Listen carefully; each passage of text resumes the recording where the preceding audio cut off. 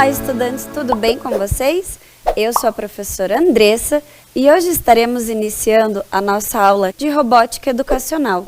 E hoje, na nossa aula, nós iremos ver uma temática que está bem alta, mas o que será que tem a ver Olimpíadas e robótica? Bom, no decorrer dessa aula nós iremos descobrir, mas antes, para entendermos um pouco mais sobre as Olimpíadas, nós precisamos saber como elas se originaram. Então, olhem lá, acompanhem comigo. História das Olimpíadas. As Olimpíadas, ou Jogos Olímpicos, é um dos eventos esportivos mais populares e é reconhecido em todo o mundo. Essa popularidade se deve à facilidade de acompanhar o evento presencialmente, como também na televisão. Então, a gente sabe que dentro das Olimpíadas, as pessoas podem acompanhar dentro das suas casas, ou dependendo do país onde ela se encontra, ela pode participar, ver as competições dentro da sede do país onde ela está inserida. E agora nós vamos ver como foi realmente a origem lá na Grécia. Vejam comigo. Sua origem se iniciou na Grécia, na cidade de Olímpia, por volta de 2500 a.C. De acordo com a mitologia grega, os jogos se iniciaram quando a deusa Hera desafiou Hércules a realizar 12 trabalhos impossíveis. Então, o Hércules ele foi desafiado pela deusa Hera a realizar 12 trabalhos impossíveis. Mas o que aconteceu? Quando ele chegou no 5º trabalho, ele realmente conseguiu dar conta, porque ele tinha que limpar vários currais de um rei, e eles não eram limpos há mais de 30 anos, e eles eram habitados por diversos animais. Então, quando ele deu conta desse feito, a deusa Hera desistiu e ele criou as Olimpíadas para homenagear o seu pai Zeus. Vamos conferir? Então, como eu já havia dito, Hércules, depois de ter realizado os grandes feitos, resolveu homenagear o seu pai Zeus com os Jogos Olímpicos. Ele havia plantado uma oliveira, onde colhia as folhas para fazer a coroa de quem triunfasse nas competições. Então, ali ao lado, vocês podem observar as folhas de oliveira, que eram feitas a coroa para premiar quem ganhasse as competições. Porque naquela época não haviam as medalhas igual nós temos hoje em dia, de ouro, de bronze, de prata. Então, essa era a forma que eles tinham para premiar os participantes. Já na sequência, acompanhem comigo. Naquela época, já haviam algumas modalidades praticadas pelos gregos, como, por exemplo, as corridas chamadas de dromos e suas modalidades. Em algumas delas, os atletas deveriam percorrer cerca de 190 metros vestidos com uma armadura. Nas corridas também haviam as bigas e as quadrigas, e também o pentátlon. Então, nós vimos ali, as corridas de bigas e quadrigas. Por quê? Bigas, referente a dois cavalos tracionando aquela carroça. E as quadrigas, 4 cavalos. Normalmente, essas corridas, elas eram de combate. Então, por muitas vezes, esses competidores saíam, perdiam suas vidas dentro das competições. E nós vimos também ali, na tela, o pentátlon, que significa penta, A gente lembra a referência de 5 modalidades, que são a corrida, lançamento de disco, lançamento de dardo, salto e também nós temos a luta. Então, bem bacana, Já naquela época já haviam essas competições, por mais que fossem umas competições mais bruscas, onde os competidores poderiam perder as suas vidas nessas competições. Na sequência, vejam ali comigo. Em 393 d.C., com a Grécia já dominada pelo Império Romano, o imperador Teodósio se converteu ao cristianismo e proibiu qualquer tipo de adoração aos deuses, dando um fim às Olimpíadas feita em homenagem aos Zeus. Então, esse imperador Teodósio, ele foi considerado um dos imperadores mais tiranos do Império Romano. Ele quis implementar o cristianismo, porque lá na Grécia eles acreditavam em vários deuses, Então ele quis implementar o cristianismo e com isso as Olimpíadas, deixaram de acontecer. Após muitos anos, já na era moderna, os jogos ressurgiram através do europeu Barão de Coubertin, onde ele tinha como lema o importante não é vencer, e sim participar. O francês Pierre de Fred era membro da aristocracia francesa e pretendia instituir um comitê internacional de jogos esportivos. Então, o Barão de Coubertin, ele que teve a ideia realmente de criar os Jogos Olímpicos, porque ele estava vivendo numa época muito complicada. Assim, uma época de ganhos, né, da Revolução Industrial, mas infelizmente bem na época da Primeira Guerra Mundial. Então, o que aconteceu? Para amenizar toda essa situação, ele criou esses jogos para que as nações se tornassem mais unidas, né, tivessem uma relação mais amistosa entre elas. E ele também foi responsável por criar o símbolo das Olimpíadas, né, os 5 anéis olímpicos, que representam os 5 continentes, e eles estão entrelaçados exatamente para mostrar essa união entre os povos. E agora, vejam lá comigo na tela. As Olimpíadas foram nomeadas de Jogos Olímpicos na Era Moderna, onde ocorreu sua primeira competição em Atenas no ano de 1896. Vocês podem observar ali na imagem, né, o estádio que ocorreu essas primeiras Olimpíadas. E também participaram 14 países, como a França, Reino Unido, Alemanha, Grécia e muitos outros. Mas agora a gente vai ver um marco super importante dentro das Olimpíadas, que foi em 1900. A segunda Olimpíada é realizada em Paris e ela teve um marco significativo para a nossa história e sociedade, pois as mulheres puderam participar dos Jogos Olímpicos. Então, o Barão de Coubertin, ele não concordava muito com a participação das mulheres. E somente em 1900 que elas conseguiram participar, mas não de todas as modalidades, apenas algumas. E a gente também não pode deixar de ver qual foi a primeira participação, né, do Brasil dentro das Olimpíadas. Vejam lá, o Brasil participou pela primeira vez dos Jogos Olímpicos no ano de 1920, na Bélgica, na cidade de Antuérpia, e lá garantiram as primeiras medalhas de ouro, prata e bronze na modalidade de tiro desportivo. Então, ali ao lado, nós temos o Guilherme Paraense, que foi o primeiro brasileiro que conquistou uma medalha de ouro dentro dessas competições. E o tiro desportivo nada mais é do que o manejamento rápido da arma de fogo. Agora, para a gente conhecer um pouquinho mais das Olimpíadas, nós vamos ver algumas logos dos anos anteriores. Observem comigo. Nós temos ali a primeira, que foi em Atenas, na Grécia, em 1896. Observem o desenho, né? Tudo já remete, a escrita já remete ao país que está sediando aquela Olimpíada. Na sequência, nós temos Londres, na Inglaterra, em 1908. Também, após algum tempo, né, nós tivemos em 1948 Londres e Inglaterra novamente. Ali nós temos o Big Ben, né, representando bem Londres. E nós temos também em 1952 em Helsinki, na Finlândia. Na sequência, nós tivemos Tóquio, 1964, no Japão, Sydney 2000, na Austrália, e Atenas, Grécia, 2004. Ali vocês podem já observar a coroa de oliveira, né, que foi utilizado para simbolizar essa logo, e em Pequim, na China, em 2008. Então, a gente pode observar ali algumas logos, né, dos anos anteriores, e não sei se vocês perceberam, mas assim, Londres já sediou 2 vezes as Olimpíadas, e ele conseguiu sediar a 3ª vez, que nós iremos ver agora. Então, essa logo, ela é de Londres 2012, e as Olimpíadas em Londres se iniciaram no dia 27 de julho, onde 204 nações estavam participando do evento e foram disputadas 36 modalidades. A abertura durou cerca de mais de 3 horas de entretenimento, utilizando diversas tecnologias que possibilitaram um espetáculo incrível. Então, vocês podem observar ali ao lado do corpo do texto, né, os mascotes criados em Londres, que foi o Wenlock e o Mandeville. Esses mascotes, eles foram utilizados para representar as gotas de aço da cidade industrial de Bolton, porque cada Olimpíada pega alguma temática para fazer referência das suas aberturas dos Jogos Olímpicos.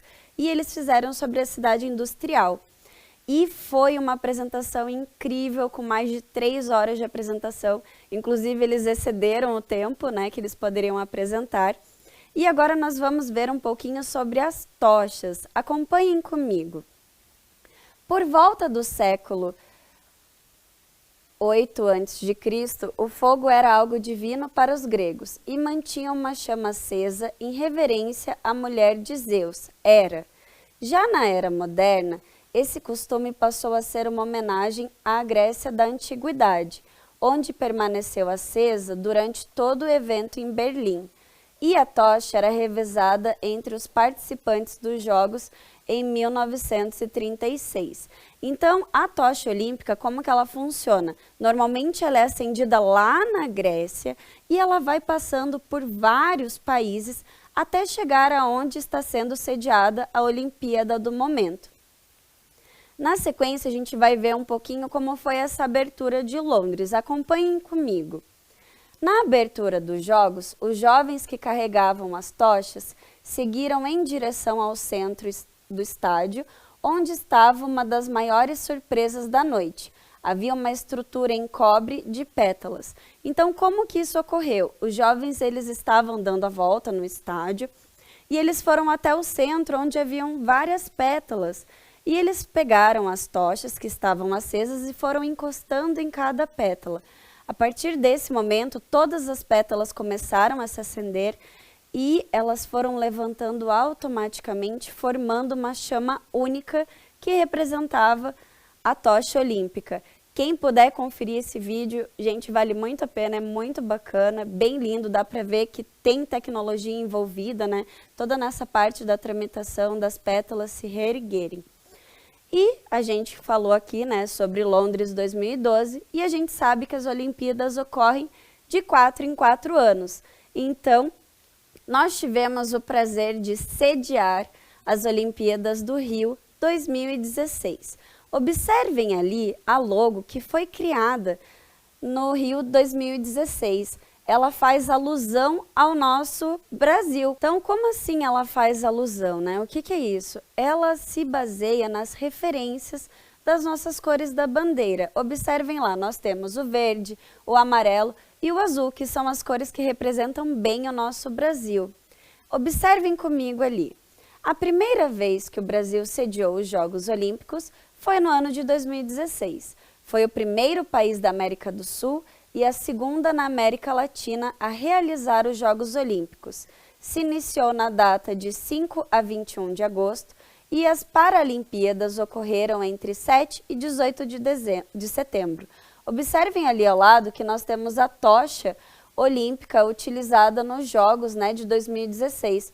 Observem que nós temos as cores representando o nosso Brasil e cada país que vai sediar alguma vez as Olimpíadas, eles fazem normalmente as tochas de acordo com os países que estão sediando, por isso que nós utilizamos essas cores. E nesses Jogos de 2016, foi a época em que o Brasil conquistou mais medalhas de ouro, porque antes eles só tinham conquistado 5 em Atenas em 2004, e nesse ano a gente garantiu 7 medalhas de ouro. E a gente vai ver um pouquinho também sobre como foi as aberturas dos Jogos Olímpicos aqui no Brasil, no Rio 2016. Observem ali na imagem, nós temos os indígenas, né, representando o nosso Brasil, porque a temática foi sobre a formação da nossa sociedade brasileira. Como assim essa questão de imigração? Ele mostrou como foi realmente formada a nossa sociedade, né? Mostrou que a imigração é algo bom para o nosso país e para todos os outros países, porque a nossa sociedade ela é formada por indígenas, europeus, africanos, chineses e diversas outras etnias que compõem esse nosso mundo tão lindo. E agora, para a gente conferir como foi os mascotes de 2016, nós vamos ver um vídeo que vai mostrar quem foi, que referência que eles fizeram. Vamos conferir?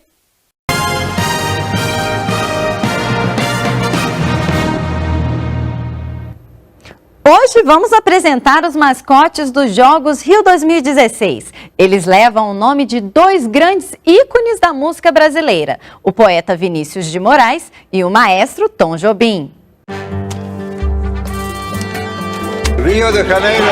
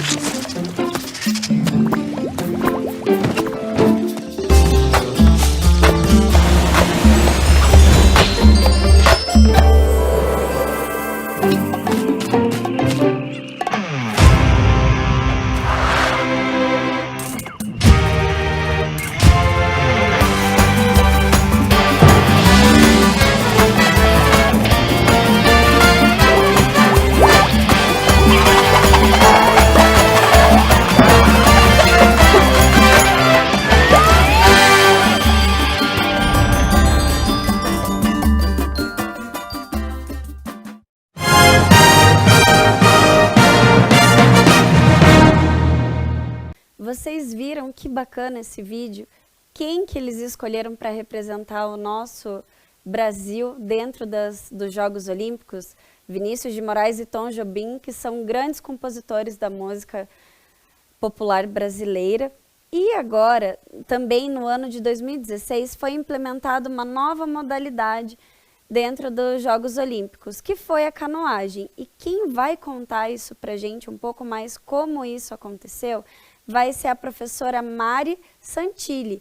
Ela é uma professora da rede pública e ela pratica o esporte de canoagem. E a gente também vai conferir se ela vai para os Jogos de Tóquio. Vamos lá?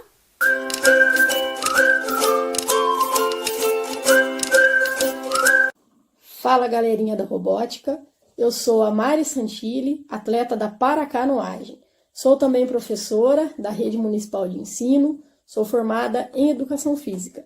Estarei em Tóquio 2021 representando o nosso país, a nossa cidade de Curitiba, o nosso estado do Paraná. Já fui representante em 2016, nos Jogos Rio 2016, onde foi inclusive estreia da modalidade da paracanoagem, né? Foi a primeira vez que a paracanoagem participou de uns Jogos Paralímpicos, então a gente está na segunda edição. Eu comecei na paracanoagem em 2014. Foi a minha trajetória. Mas antes disso, eu já era atleta amadora e já vinha de outras modalidades. Em 2006, eu sofri um acidente de moto e aí foi que começou a minha trajetória no paradesporto, certo?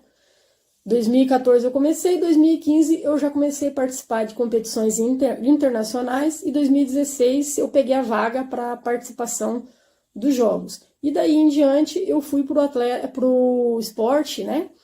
De alto rendimento, onde eu estou até hoje. É preciso muito treinamento para se manter nesse nível e para se manter nesse cenário que é o esporte de rendimento que vem cada vez crescendo mais. Inclusive a busca agora para a vaga, que aconteceu na Hungria, há alguns meses atrás, foi bem disputada, foi diferente, foi com um número maior de atletas e com uma qualidade também maior. E esse é o crescimento do esporte e a gente fica feliz com isso também. Uma pergunta bem interessante em relação às tecnologias, né, que serão aplicadas nos Jogos. Diante da pandemia, nós tivemos que nos reinventar enquanto atletas, tivemos que mudar alguns treinamentos, treinar um tempo em casa, usando a tecnologia também, tivemos que usar o ergômetro, que é um aparelho que simula a remada do caiaque, assim como tem a bicicleta ergométrica, tem o ergômetro que simula a remada. Tivemos que mudar um pouco os ambientes de treinamento, mas a gente conseguiu passar por cima disso, se manter no alto rendimento e conseguir chegar e buscar essa classificação. E também a gente constatou que o mundo não parou de treinar, porque todo mundo chegou muito bem. Não há dúvidas de que alguns esportes foram prejudicados, né? Principalmente os esportes coletivos, como o vôlei, o basquete, porque precisa treinar junto. E por conta da pandemia, ficou-se muito tempo parado, sem poder treinar no coletivo. Então eu tenho certeza de que serão os Jogos da Superação. E, inclusive, na questão das tecnologias, dos usos, né? A gente já sabe que chegando no Japão, teremos que baixar um aplicativo no celular, onde os atletas serão rastreados. A todo momento, o comitê organizador vai saber onde cada atleta estará, né? Caso tenha que fazer algum exame, teremos que fazer teste de Covid, com certeza. Então, essa é uma das tecnologias que a gente está sabendo, e deve ser até por conta do Covid. Outras tecnologias que eu fui pesquisar, porque eu fiquei curiosa com a pergunta, é que os robôs vão estar assim em todos os lugares, né?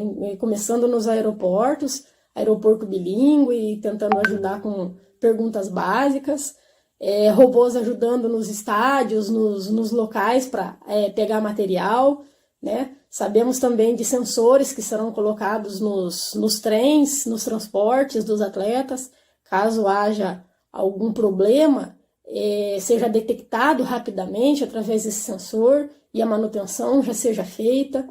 Sabemos também a questão da energia, né? Caso a energia venha a acabar por conta de tufões, enfim, que essa energia seja restabelecida rapidamente, tudo para que os jogos não tenham problemas e que as coisas possam acontecer e fluir.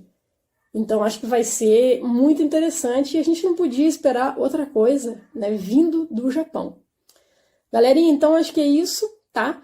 Conto com a torcida de vocês, para todos os atletas olímpicos e paralímpicos. Mandem as vibrações positivas pra gente.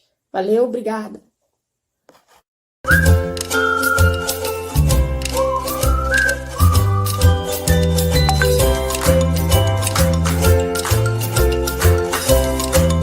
Vocês viram que legal esse vídeo da professora Mari? Ela está contando pra gente diversas novidades, né? E ela também está se preparando para os Jogos Olímpicos de Tóquio. E ela contou também que houve uma criação de um aplicativo para rastrear os atletas, até ver a questão, né, dos testes do Covid e como que isso tudo vai ocorrer dentro das Olimpíadas de Tóquio.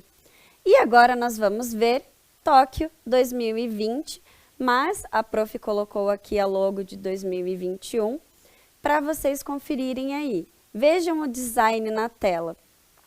Os japoneses, né, escolheram essa temática, já fazendo uma questão de alusão à tecnologia.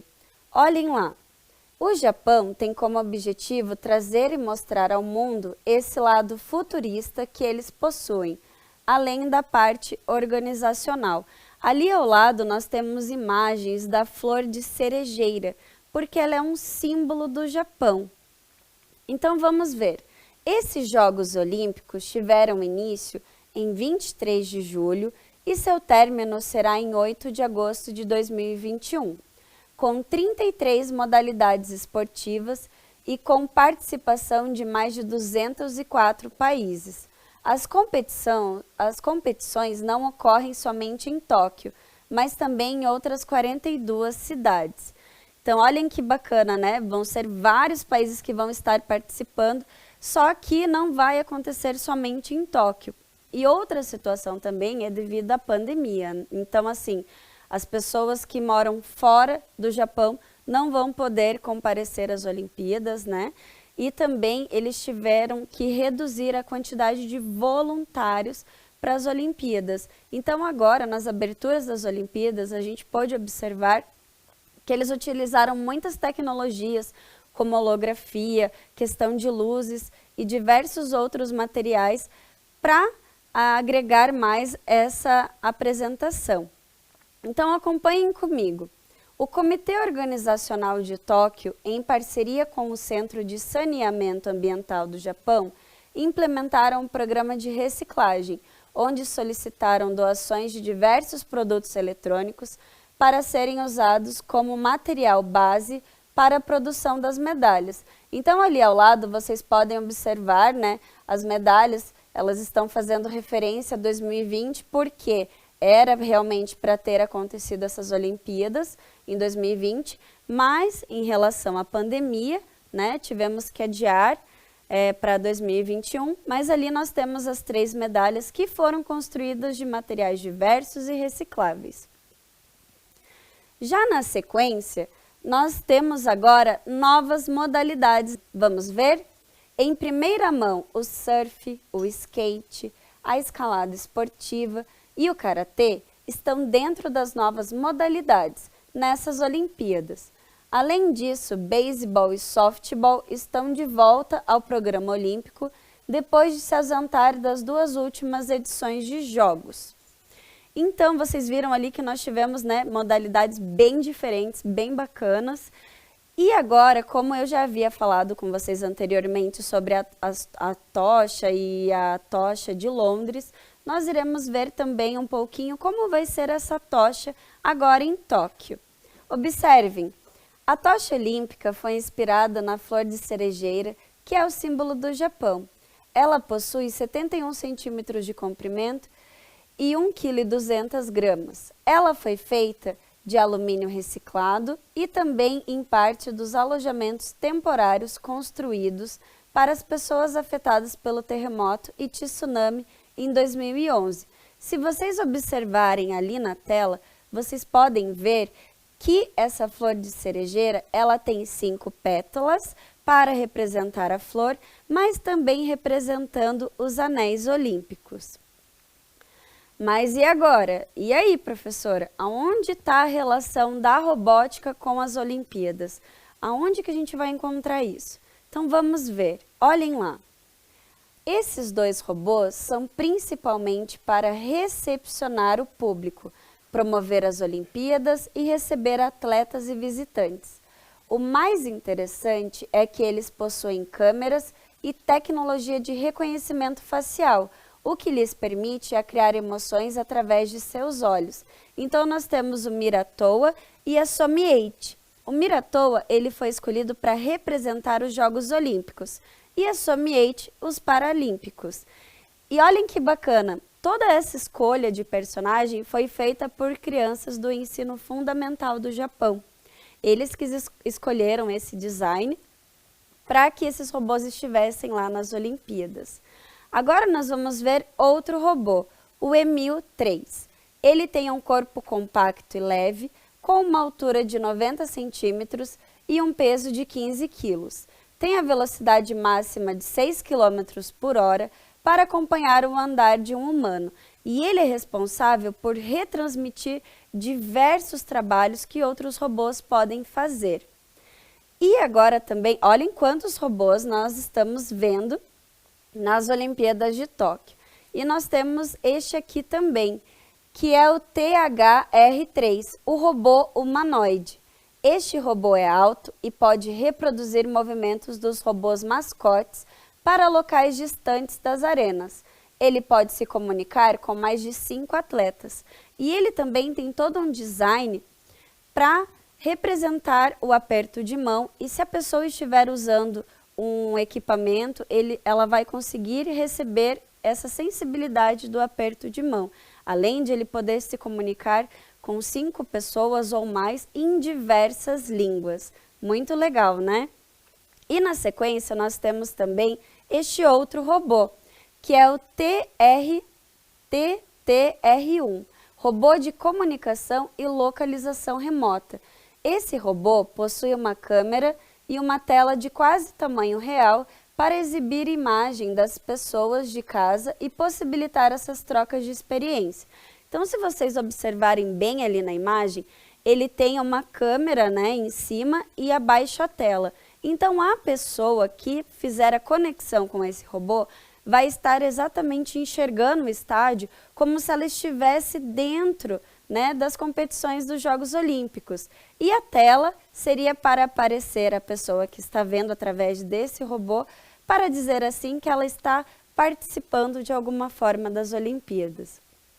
E agora nós veremos o último robô das Olimpíadas de Tóquio. Confiram lá.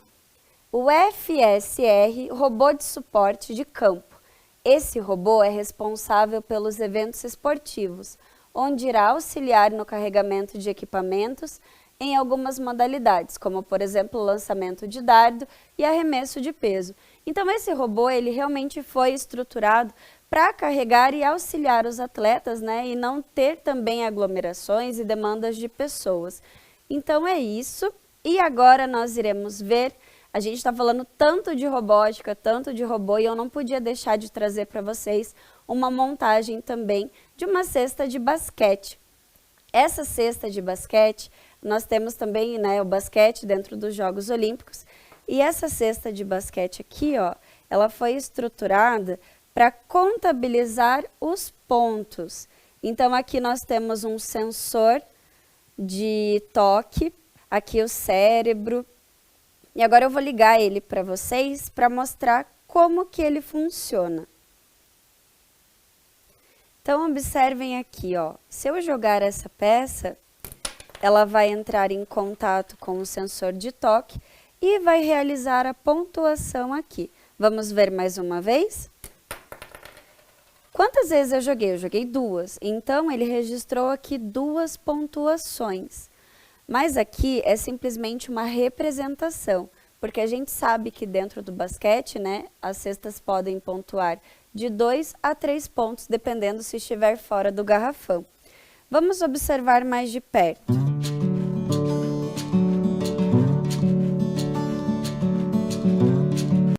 Então, viram que bacana? Ela representa, né, as pontuações a cada vez que tem o toque no sensor. E aqui também embaixo, ó, nós também temos algumas estruturas, tudo para que fique mais estruturado a nossa cesta de basquete. E agora vamos ver um pouquinho como foi essa programação, como que isso tudo ocorreu. Observem na tela. Nós temos ali a programação feita em blocos no programa antigo do EV3, porque agora ele tem um programa novo. E eu acredito até que seja um programa mais simples da gente trabalhar do que esse antigo. Porque esse antigo, ele traz apenas imagens e não palavras. Já o novo facilita o entendimento. Então, nós podemos observar ali, ó, a questão do tempo, o contador e também a questão do toque ali, ó, nessa parte aqui no quadradinho, a questão do toque. Para encerrarmos a nossa aula, eu trouxe o depoimento da atleta Amanda Simeão. Ela vai contar um pouco pra gente como foi a história dela dentro do esporte e qual modalidade ela pratica e como funciona. Vamos conferir?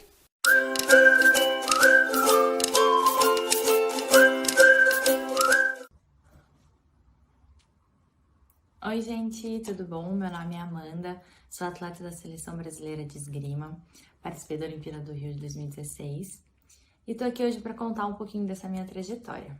Bom, eu comecei esgrima quando eu tinha mais ou menos 11 anos. Eu conheci esse esporte quando eu morava na Itália. Teve uma apresentação de esgrima no colégio e digamos que eu já me identifiquei com essa modalidade. A professora já me colocou para jogar esgrima e falou que realmente eu tinha o dom para o esporte. Em pouco tempo eu comecei a esgrima lá na Itália e eu fiquei na Itália praticando esgrima mais ou menos por 1 ano. Quando eu voltei para o Brasil, eu tinha mais ou menos uns 13 anos e estava tendo os Jogos Pan-Americanos aqui no Rio de Janeiro, em 2007. E daí eu vi que tinha esgrima no Paraná, porque tinha o Atos, o Ivan, que faziam esgrima aqui. E a minha mãe falou, Amanda, por que você não começa a fazer esgrima representando o Brasil em Curitiba? E foi aí que, digamos, tudo começou, porque em questão de 1 ano, eu já estava na seleção adulta. Então, com 14 para 15 anos, eu comecei a participar de competições aqui. Eu participei da minha primeira competição estadual, onde eu ganhei todas as categorias, a pré-cadete, cadete juvenil e adulta, que vai até acima, a adulta é acima de 21 anos. E eu participei da minha primeira competição internacional, que foi um intercolegial. Eu tinha 13, 14 anos, mais ou menos, que eu ganhei também.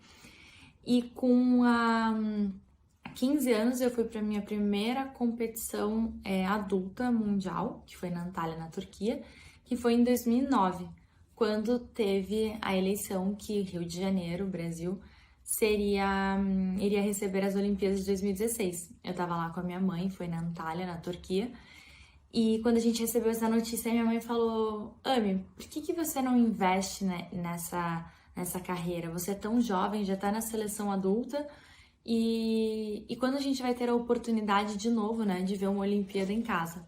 Foi então que eu resolvi embalar nesse sonho olímpico. Então eu já faço parte da Seleção Brasileira de Esgrima desde 2009, quando eu tinha 15 anos. Atualmente eu tô com 27 anos. E a gente foi para essa competição em agosto de 2009. Em novembro, mais ou menos, eu estava me mudando para treinar para a Olimpíada de 2016. Eu fui para a França, fiquei na França morando por 4 anos, onde eu participei de inúmeras competições nacionais e internacionais. A gente tem mais ou menos, são 12 competições internacionais no ano. Já visitei mais de 60 países graças à esgrima. Então eu digo assim que o esporte me deu muito. E além de, hoje em dia eu falo 5 línguas, muito graças à esgrima, conheço muitas culturas, tenho amigos no mundo todo. Eu falo assim, a esgrima realmente foi uma faculdade para minha vida. E eu consegui em 2016 realizar esse meu grande sonho, que foi participar da Olimpíada. Eu até tenho aqui para mostrar para vocês, eu deixei separado. Essa daqui é a minha medalha de participação dos Jogos Olímpicos de 2016. Infelizmente, eu ainda não consegui uma medalha em Olimpíada, mas se Deus quiser, isso logo mais vai chegar. Eu não consegui classificar para a Olimpíada de Tóquio, mas agora eu estou embalando um novo sonho para a Olimpíada de Paris 2024, onde meu objetivo vai ser treinar na Itália. A princípio está tudo encaminhando para isso acontecer. Mas eu queria mostrar aqui para vocês também, eu separei, essa daqui é a minha medalha mais importante. É dos Jogos Pan-Americanos de Toronto, foi uma medalha inédita para o Brasil, onde eu e a minha equipe, a gente classificou o Brasil para os Jogos Pan-Americanos e conseguimos essa medalha de 3º lugar. E eu separei, já que eu sei que vocês estão fazendo aula de robótica, um pouquinho da tecnologia da esgrima, porque graças a isso a gente consegue realmente ter um resultado muito mais, não digo eficaz, mas os técnicos conseguem, os técnicos não, os árbitros conseguem visualizar a esgrima, ver se o toque realmente foi no corpo, às vezes pode ter sido fora da pista, onde às vezes pode acender. Eu vou mostrar para vocês como que funciona o toque de esgrima. Eu deixei aqui uma espada para vocês verem. Essa daqui é uma espada de esgrima. Então essa é um punho francês. Como que funciona? Aqui tem a ponta onde aciona o toque. Tem um fio de corpo que passa. Ele vem por aqui. E ele sai por esses 3 botões. Não são botões, enfim. A gente coloca aqui esse cabo, tá? A gente insere esse cabo aqui dentro. E esse daqui é um mini aparelho de esgrima, onde a gente consegue ver, ele sinaliza o toque quando é acionado. Então aqui, ó, só para vocês entenderem. Eu toquei e ele vai sinalizar esse toque aqui. Então a gente sempre leva esse mini aparelho dentro da nossa mala de esgrima para testar a nossa espada. As espadas, elas têm que resistir a um toque de... Você tem que fazer um toque, você tem que ter 800 gramas de toque de esgrima. Então, assim, de força que você tem que fazer. Tá aqui, quando você aciona, ela tem que ter a força de tocar e voltar. Então esse é o toque que a força que a gente tem que fazer no nosso toque. Então a gente tem essa primeira tecnologia que, se não houvesse, a gente voltaria lá antigamente, né, quando a esgrima era sinalizada com tinta. Então eles molhavam a ponta da espada com tinta para marcar. Então tem hoje em dia a gente tem essa tecnologia. A gente passa por esse fio, ele passa dentro da nossa roupa de esgrima. Então a gente segura aqui, vem uma luva, passa, e daí esse fio conecta. Eu acho que vocês já devem ter visto, tem um fio que passa, né, por trás da roupa, vai lá na pista de esgrima e chega no aparelho de esgrima. Então quando tem o toque, né, aciona e o árbitro consegue identificar de quem foi o toque.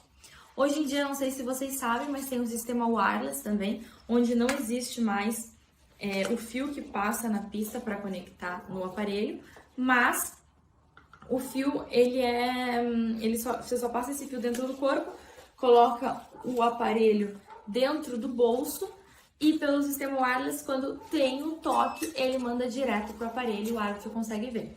Além disso tudo também, eu vou guardar a espada.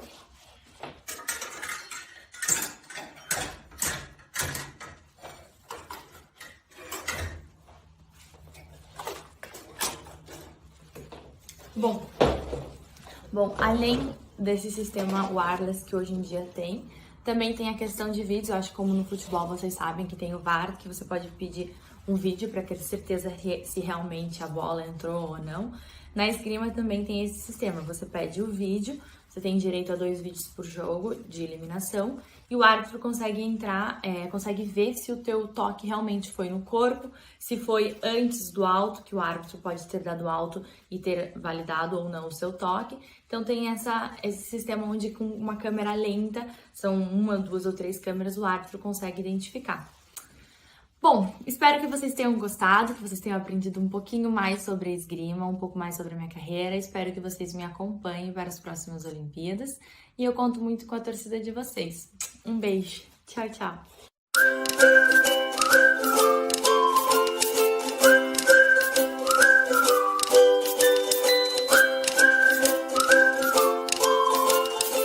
Então vocês viram que bacana esse vídeo que a Amanda trouxe pra gente. Ela mostrou como a tecnologia está inserida dentro da esgrima, contou que já conheceu mais de 60 países e também aprendeu 5 línguas, né? Então assim, como o esporte pôde propiciar para ela momentos educativos e culturais. Mas ela deu um gostinho para a próxima aula da semana que vem, que nós iremos ver outras modalidades e também nós iremos ver sobre as Paralimpíadas. E se você quiser contribuir com algum material, algum projeto, foto ou registro, vocês podem estar entrando em contato pelo e-mail robotica@curitiba.pr.gov.br. E eu vou ficando por aqui. Até a próxima aula. Tchau!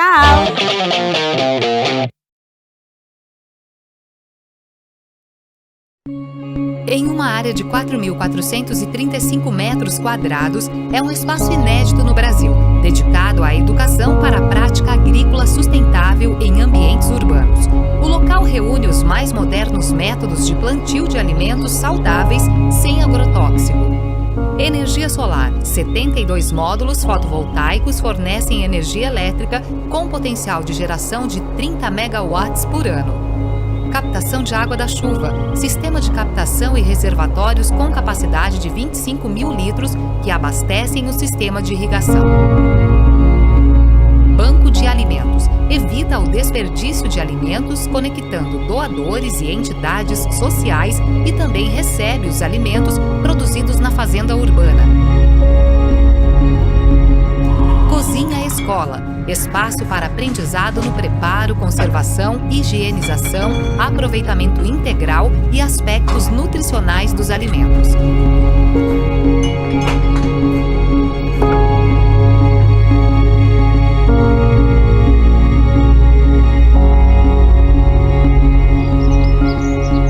Compostagem e vermicultura, ensino de técnicas de decomposição de material orgânico que colabora com a redução do lixo e obtenção de adubo para a agricultura. Estufas, replicação de espécies, triagem de mudas e cultivo protegido para espécies mais exigentes em condições climáticas.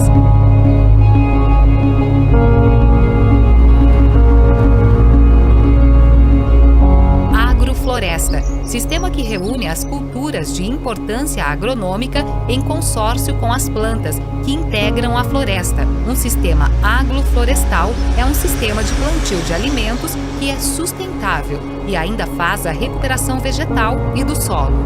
Paisagismo produtivo, jardim onde plantas comestíveis, ornamentais e repelentes integram-se em harmonia. Área de canteiros. Canteiros executados com diversos materiais, formas e tamanhos para representar as várias possibilidades de agricultura no ambiente urbano. Espiral das sensações. Um jardim de plantas, flores, temperos, chás e plantas alimentícias não convencionais que proporcionam uma viagem sensorial. Canteiros de cadeirantes, área acessível para proporcionar ao cadeirante uma experiência plena de agricultura.